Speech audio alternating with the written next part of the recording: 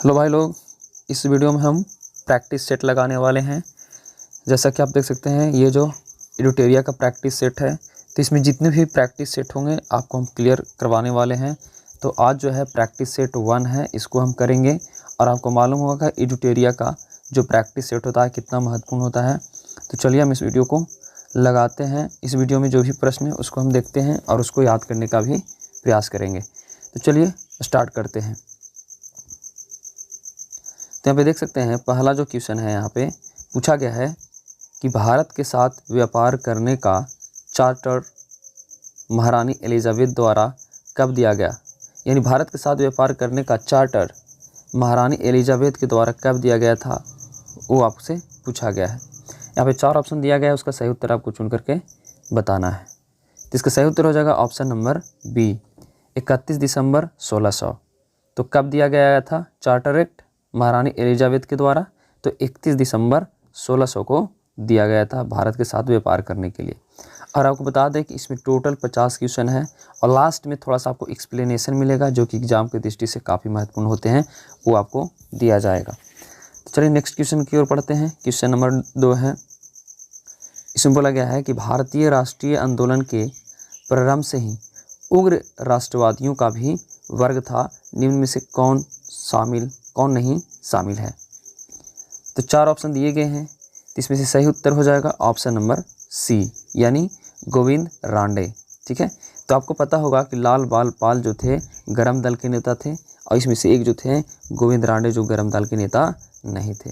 ठीक है, नेक्स्ट है क्वेश्चन नंबर 3। इसमें बोला गया है 1916 में कांग्रेस और मुस्लिम लीग के बीच लखनऊ समझौता हुआ, इनके कौन से परिणाम बाद में घातक सिद्ध हुआ। तो इसका जो सही उत्तर हो जाएगा ऑप्शन नंबर सी हो जाएगा, यानी कांग्रेस द्वारा मुसलमानों के प्रति संतुष्टिकरण की नीति का आरंभ यही कारण था। ठीक है, यही घातक सिद्ध हुआ। ऑप्शन सी इसका सही उत्तर हो जाएगा। क्वेश्चन नंबर 4 है, इसमें बोला गया है कि व्यक्तिगत सत्याग्रह किस गवर्नर जनरल के काल में हुआ। व्यक्तिगत सत्याग्रह किस गवर्नर जनरल के काल में हुआ। इसका जो सही उत्तर हो जाएगा ऑप्शन नंबर सी, लॉर्ड लिंथियागो के शासन काल में हुआ था व्यक्तिगत सत्याग्रह। क्वेश्चन नंबर है 5, इसमें बोला गया है कि भारतीय राष्ट्रीय कांग्रेस की पूर्ववर्ती संस्थाओं में सबसे पहली और प्रमुख संस्था कौन थी। तो इसका सही उत्तर हो जाएगा ऑप्शन नंबर सी, यानी British India association. British India association. ठीक है, ऑप्शन सी इसका सही उत्तर हो जाएगा। क्वेश्चन नंबर है 6, इसमें बोला गया साइमन कमीशन की सिफारिशों के संदर्भ में निम्नलिखित में से कौन सा कथन सही है। तो यहाँ पे चारों कथन आपको दिखा देते हैं, चारों कथन आप पढ़ लीजिए, उसमें से सही उत्तर आपको चुन करके बताना था। तो इसका जो सही उत्तर हो जाएगा ऑप्शन नंबर सी, यानी इसने केंद्र में द्विसदन विधायिका के उन्मूलन का सुझाव दिया। ठीक है, तो साइमन कमीशन सिफारिश के संदर्भ में ये है कि इसने केंद्र में द्विसदन विधायिका के उन्मूलन का सुझाव दिया था। किसने? तो साइमन कमीशन ने। नेक्स्ट क्वेश्चन है क्वेश्चन नंबर 7, इसमें बोला गया है कि Dadabhai Naoroji British House of Commons के लिए चुने जाने वाले पहले भारतीय थे। उन्होंने किस पार्टी के टिकट पर चुनाव जीता था, उस पार्टी का नाम बताना है। इसका सही उत्तर हो जाएगा ऑप्शन नंबर डी, यानी लिबरल पार्टी के टिकट पे उन्होंने चुनाव लड़ा था। ठीक है, ब्रिटिश ऑफ कॉमन्स में। तो ऑप्शन डी इसका सही उत्तर हो जाएगा। क्वेश्चन नंबर 8 है, इसमें बोला गया भारत पर हुनों का प्रथम आक्रमण किसके शासक समय में हुआ। तो इसका सही उत्तर हो जाएगा ऑप्शन नंबर सी, स्कंदगुप्त के शासन काल में। ठीक है, नेक्स्ट क्वेश्चन है क्वेश्चन नंबर 9। क्वेश्चन नंबर 9 में बोला गया है एहोल अभिलेख किस शासक से संबंधित है। एहोल अभिलेख किस शासक से संबंधित है। तो इसका सही उत्तर हो जाएगा ऑप्शन नंबर सी, पुलकेशिन द्वितीय। एहोल अभिलेख जो है किस शासक से संबंधित है, तो पुलकेशिन द्वितीय से संबंधित है। क्वेश्चन नंबर 10 है, सत्यमेव जयते किस उपनिषद में संग्रहित है? तो यानी किससे लिया गया था सत्यमेव जयते शब्द? तो मुंडक उपनिषद से। मुंडक उपनिषद, ऑप्शन डी इसका सही उत्तर हो जाएगा। क्वेश्चन नंबर है 11। इसमें बोला गया महावस्तु महात्मा बुद्ध का जीवन वृत्तांत, इसका संबंध किस शाखा से है? फिर से अगर क्वेश्चन को पढ़ देते हैं, महावस्तु महात्मा बुद्ध का जीवन वृत्तांत, इसका संबंध किस शाखा से है? तो इसका जो संबंध है महायान शाखा से है। ठीक है, तो देखिए बौद्ध धर्म था, दो भागों में बट गया था। एक महायान था और दूसरा हीनयान था। तो ये जो है महावस्तु किस शाखा से संबंधित था? महायान शाखा से संबंधित था। क्वेश्चन नंबर 12 है, अकबर द्वारा बनाए गए उपासना भवन का क्या नाम था? तो अकबर द्वारा बनाए गए उपासना भवन का जो नाम था इबादत खाना। ठीक है।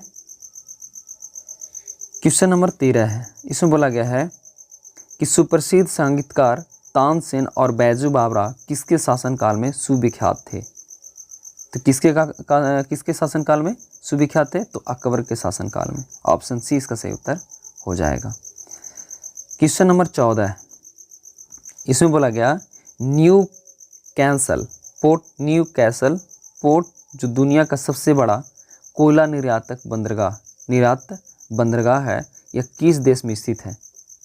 ठीक है, तो ये ऑस्ट्रेलिया में स्थित है। ऑप्शन बी इसका सही उत्तर हो जाएगा। क्वेश्चन नंबर है 15, इसमें बोला गया देशांतर रेखाओं के संबंध में कौन सही है? देशांतर रेखाओं के संबंध में कौन सही है? तो देखिए यहाँ पे 4 स्टेटमेंट दिया गया है, आपको सही स्टेटमेंट चुन करके आपको बताना है। तो इसका सही स्टेटमेंट हो जाएगा ऑप्शन नंबर डी, यानी देशांतर के मध्य सर्वाधिक दूरी जो होता है विषुवत रेखा पर होता है। कहाँ होता है? विषुवत रेखा पर होती है। तो ऑप्शन डी इसका सही उत्तर हो जाएगा। क्वेश्चन नंबर 16 है, थोड़ा सा इसको एडजस्ट करना पड़ेगा। चलिए आपको दिख जाएगा। तो यहाँ बोला गया है उत्तर से शुरू कर दक्षिण की ओर नीचे दी गई पहाड़ियों का सही अनुक्रम कौन सा है? तो आपको उत्तर से दक्षिण की ओर पहाड़ी का जो क्रम है उसको सजाना है। तो इसका जो सही उत्तर हो जाएगा ऑप्शन नंबर सी हो जाएगा। पहले आएगा नल्लामलाई पहाड़ियाँ, फिर जावादी पहाड़ियाँ, फिर नीलगिरी और उसके बाद अन्नामलाई पहाड़ियाँ। ठीक है। नेक्स्ट क्वेश्चन है क्वेश्चन नंबर 17। इसमें बोला गया है कि निम्नलिखित में से कौन सी नदी अपने मार्ग बदलने के लिए प्रख्यात है? यानी सबसे ज़्यादा अपना रास्ता कौन सी नदी बदलती है? तो उसका सही उत्तर हो जाएगा option number B, Kosi. Kosi जो है अपने मार्ग बदलने के लिए जानी जाती है। ठीक है, ये आप याद रखिएगा। जो भी इसमें क्वेश्चन बताए जा रहे हैं काफ़ी महत्वपूर्ण है, आप इसको एक एक पॉइंट को याद करके रखिएगा। ये आपको किसी न किसी एग्ज़ाम में देखने को मिल जाएगा और आपको पता है कि ड्यूटेरिया कितना महत्वपूर्ण पब्लिकेशन है। ठीक है। नेक्स्ट जो है किस मृदा प्रारूप में लोहे के अतिरिक्त मात्रा होने के कारण अनुवर्क हो जाती है? तो किस मृदा प्रारूप में लोहे के अतिरिक्त मात्रा होने के कारण वो क्या हो जाता है? अनुवर्क होता है, यानी अनउपजाऊ मिट्टी हो जाता है। तो लेटराइट में, कौन सी मिट्टी में? लेटराइट में। लेटराइट में क्या होता है? लोहे की मात्रा अधिक होती है, जिसके कारण ये क्या हो जाता है? अनउपजाऊ हो जाती है। नेक्स्ट है क्वेश्चन नंबर 19, प्रकाश के संबंध में कौन सा कथन सत्य है? तो यहाँ दिया गया है यह एक विद्युत चुंबकीय तरंग है, यह एक कण प्रकृति है, यह ऊर्जा का एक रूप है, यह उपयुक्त में से सभी। तो ये इसका ऑप्शन नंबर डी इसका सही उत्तर हो जाएगा, यानी उपयुक्त में से सभी। क्वेश्चन नंबर है 20। क्वेश्चन नंबर 20 में बोला गया है कि बायोगैस संयंत्र में निम्नलिखित में से कौन सी क्रिया होती है? बायोगैस संयंत्र में निम्नलिखित में से कौन सी क्रिया होती है? तो किण्वन की प्रक्रिया होती है। कौन सी होती है? किण्वन की प्रक्रिया। ऑप्शन ए इसका सही उत्तर हो जाएगा। क्वेश्चन नंबर है 21। एक वर्ग में ऊपर से नीचे की ओर आने पर परमाणु का आकार क्या होता है? बढ़ता है, घटता है, वही रहता है, या पता नहीं लगाया जा सकता? तो इसका सही उत्तर हो जाएगा ऑप्शन नंबर ए, बढ़ता है। यानी एक वर्ग में ऊपर से नीचे की ओर आने पर परमाणु का जो आकार होगा क्या होगा? बढ़ेगा। नेक्स्ट क्वेश्चन है क्वेश्चन नंबर 22। क्वेश्चन नंबर 22 में बोला गया वायुमंडल में प्रकाश की विसरण का कारण है। क्या कारण है? तो धूलकण। क्या है? धूलकण के कारण वायुमंडल में प्रकाश क्या होता है? विसरित होता है, विसरण होता है। तो ऑप्शन 20 का सही उत्तर हो जाएगा। क्वेश्चन नंबर है 23, किसी भी यौगिक का ऑक्सीकरण संख्या क्या होता है? किसी भी यौगिक का ऑक्सीकरण संख्या क्या होता है? तो यहाँ पे दिया गया है ऑप्शन डी इसका सही उत्तर है, यानी 0 होता है। क्या होता है? 0। क्वेश्चन नंबर है 24, सर्प विषरोधी सुई किस तत्व का एक यौगिक है? सर्प विषरोधी सुई किस तत्व का एक यौगिक है? तो यह स्वर्ण यौगिक। क्या है? स्वर्ण यौगिक। ऑप्शन ए इसका सही उत्तर हो जाएगा। क्वेश्चन नंबर है 25, दाब का विमीय सूत्र क्या है? दाब का विमीय सूत्र क्या है, ये आपसे पूछा गया है। तो ऑप्शन नंबर बी सही हो जाएगा, यानी MLT। ठीक है, इसको याद रखिएगा। नेक्स्ट क्वेश्चन है क्वेश्चन नंबर 26, जैव शैवाल क्या है? जैव शैल क्या है? जैव शैल क्या है? तो ये एक कोयला है। क्या है? एक कोयला है। तो ऑप्शन ए इसका सही उत्तर हो जाएगा। क्वेश्चन नंबर 27 है, याददाश्त का संबंध मस्तिष्क के निम्न में से किस भाग से है? तो ये है सेरिब्रम से। ऑप्शन डी इसका सही उत्तर हो जाएगा।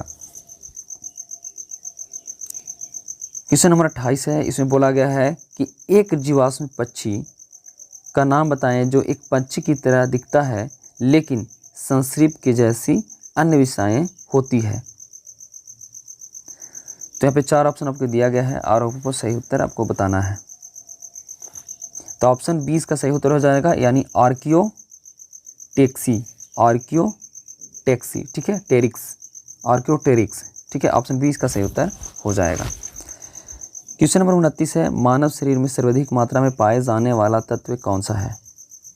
तो है ऑक्सीजन। ऑप्शन 20 का सही उत्तर हो जाएगा। क्वेश्चन नंबर 30 है, इसमें बोला गया है परिपथ के किन्हीं 2 बिंदुओं के बीच विभवांतर मापने के लिए किसका प्रयोग किया जाता है? तो वोल्ट मीटर का। किसका? वोल्ट मीटर का प्रयोग किया जाता है। ऑप्शन 20 का सही उत्तर हो जाएगा। क्वेश्चन नंबर आप देख लेते हैं, क्वेश्चन नंबर है 31। इसमें बोला गया आपातकाल के दौरान मौलिक अधिकारों का निलंबन कौन कर सकता है? आपातकाल के दौरान मौलिक अधिकारों का निलंबन कौन कर सकता है?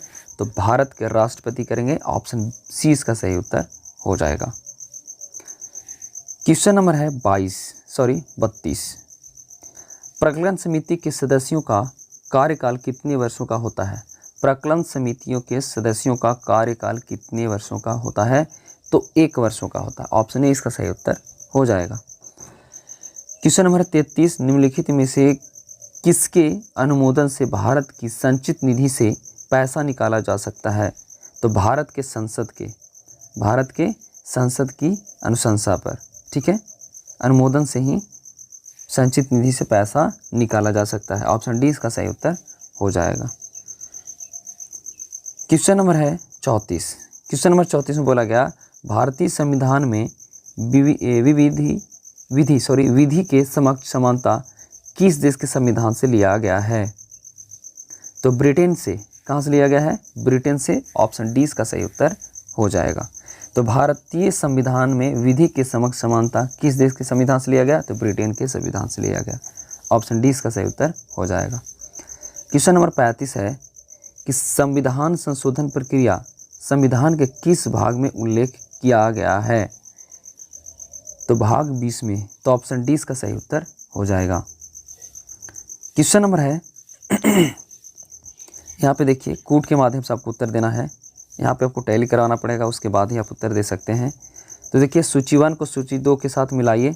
इधर है भाषाओं का उल्लेख, यहाँ पे दिया गया है सूची। ठीक है, तो कौन सा उल्लेख कौन सी सूची में किया गया है वो आपको बताना है। तो इसका सही उत्तर हो जाएगा ऑप्शन नंबर बी। ठीक है, आप चाहें तो इसको मिला सकते हैं और आसानी से इसको देख सकते हैं। हमने बता दिया कि ऑप्शन 20 का सही उत्तर हो जाएगा। तो वीडियो को पॉज कीजिए और आसानी से इसको आप सॉल्व कर लीजिए। नेक्स्ट क्वेश्चन है क्वेश्चन नंबर 37। क्वेश्चन नंबर 37 में बोला गया कि 1833 के चार्टर्ड अधिनियम के अंतर्गत प्रथम विधि आयोग का गठन किसकी अध्यक्षता में किया गया? तो लॉर्ड मैकाले के शासनकाल में, लॉर्ड मैकाले। ऑप्शन बी इसका सही उत्तर हो जाएगा। क्वेश्चन नंबर है 38, इसमें बोला गया है निम्न में से कौन सी औषधि या क्रांति प्याज और झींगा उत्पादन से संबंधित है? तो गुलाबी क्रांति। कौन सी क्रांति? गुलाबी क्रांति। क्वेश्चन नंबर है 39, निम्नलिखित में से किन दो संस्थानों को ब्रेटन वुड्स जुड़वा के नाम से जाना जाता है? तो ऑप्शन सी यानी IMF और विश्व बैंक को। तो ऑप्शन सी इसका सही उत्तर हो जाएगा।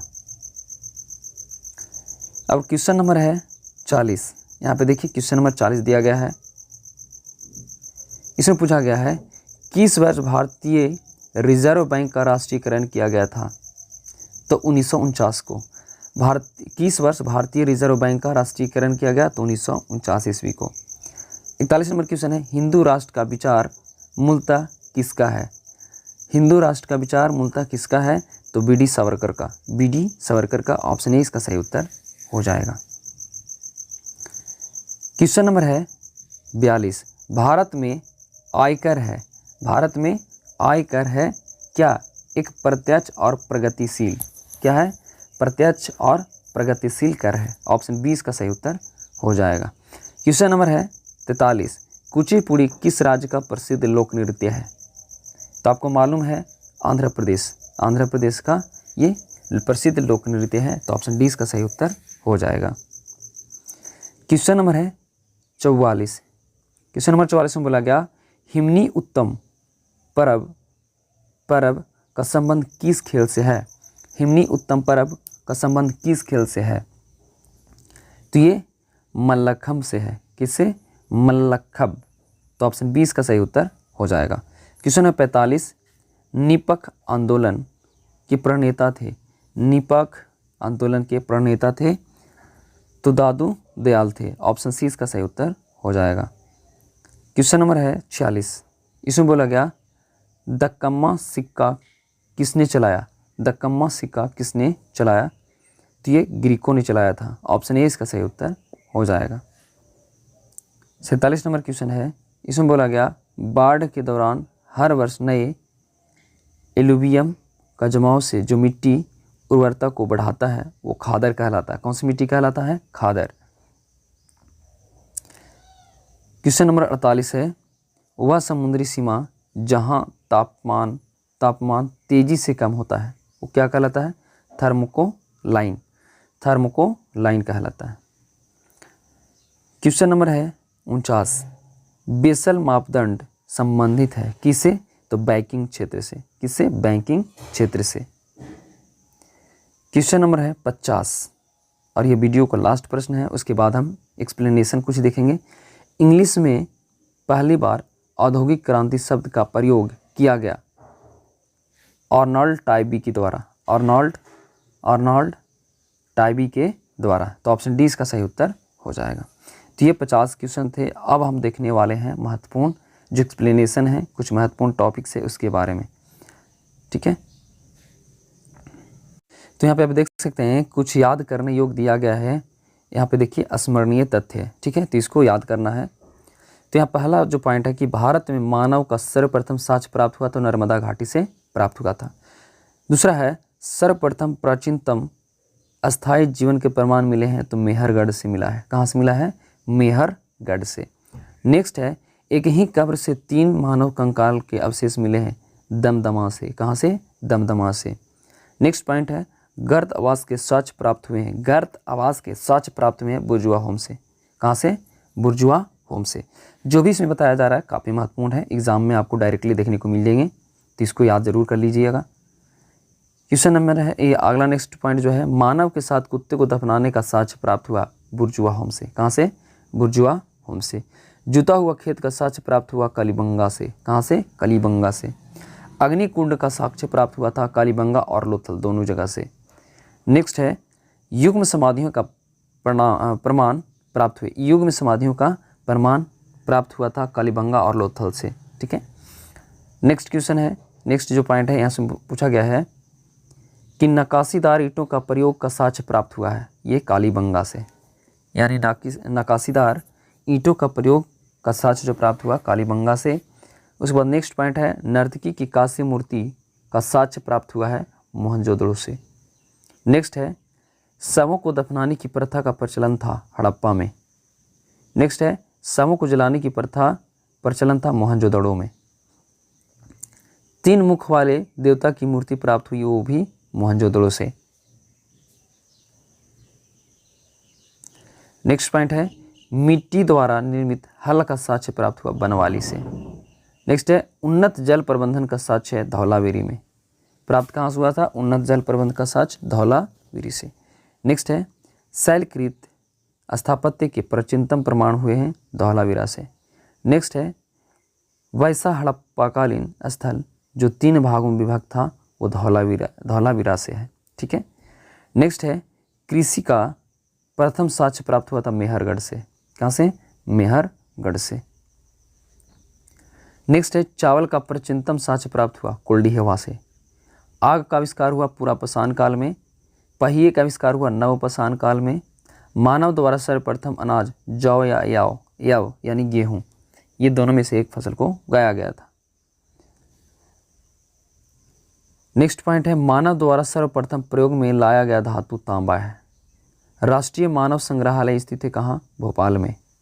सिंधु सभ्यता का प्रमुख बंदरगाह थे लोथर और सुतकोतदा। ठीक है, और थोड़ा सा कट रहा है, हाँ चलिए। उसके बाद यहाँ पे बोला गया हड़प्पा एवं मोहनजोदाड़ो को संयुक्त या जुड़वा राजधानी कहा किसने कहा था? तो पिगट ने। तो ये रहा आपका महत्वपूर्ण टॉपिक्स जिसको हमने पढ़ा दिया है। आप इसको अगर एक बार में ना समझ में आए तो वीडियो को रिपीट करके देख सकते हैं, और अभी तक चैनल को सब्सक्राइब नहीं किए तो चैनल को सब्सक्राइब जरूर कर लीजिएगा। मिलते हैं नेक्स्ट वीडियो में।